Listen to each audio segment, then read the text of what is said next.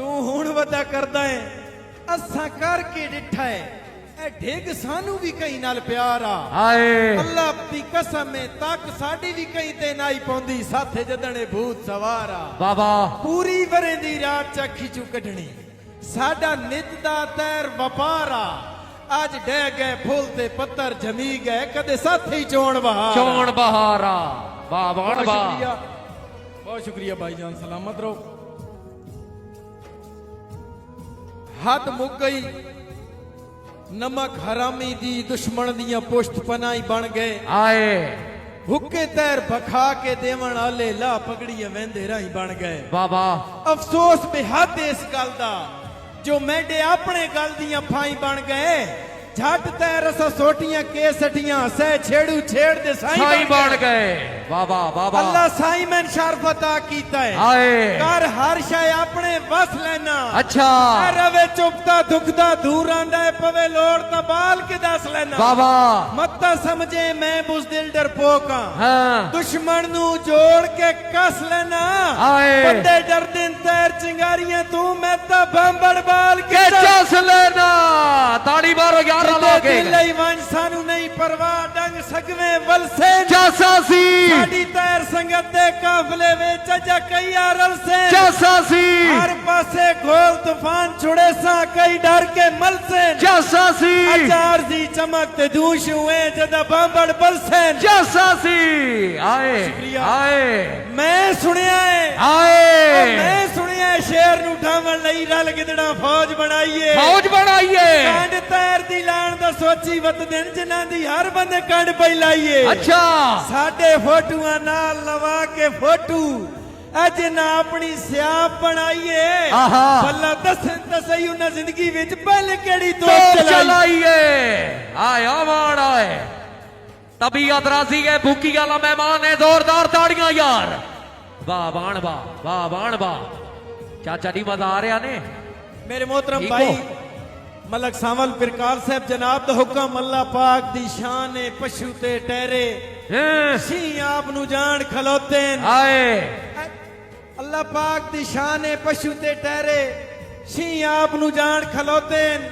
साधु सिक्के वाल हथियारां दा साथे असला तान खलोते पिछे नजर फिराई मैन हासा आंदा आए ए खुड़े काणिया कान खलोते जेड़े कल ताई तैर दे बैटमैन हन सारे सामने आड़ खलोते हाय बाबा भाईजान मेहरबानी हौसला अफजाई दा शुक्रिया जी मलक अली मर्दवाल साहब जनाब दा हुक्म राठां दे बेली राठ हुंदे नित कुदरत दा दस्तूर है ओ नीच हुंदा है जेड़ा ज़हन दे विच रखे सजना कान फतूर है अच्छा इसे ज़िमन नहीं तैर सियाणियां दा एक जुमला बहु मशहूर है डिड्डो साफ न जदन मला होवेन बुढ़ वेंदन पूर दे पूरे थोड़ा सुनना है भाई कोई कां साउंड वाला थोड़ा जे इको घट करी भाई मालवी और बैकअप घट कर दे कोई कां जे झपेट के बाजा नू लवे चा हुन की बंदा आखे हाय तवज्जो करनी कोई कां जे झपेट के बाजा नू लवे चा हुण के बंदा आखे होवे गिद्दड़ ते शेर दे मुंह चो कढ के वंजे खा हुण के बंदा आखे और शागिर्द जे तैर उस्तादा नू हाय लावे दा हुण के बंदा आखे यार साडी जात ते तुसां हुण तबसरे करने हुण के बंदा आखे वाह बाण वाह तुसां थोड़ा दा हक नहीं अदा कीता होवे परां विच जोर ता उडण भी टुकदा है हाय कंडा करके भारियां उडना हाय सीना चीर के तैर तूफानां दा ले मगर कतारियां उडना जियो औकात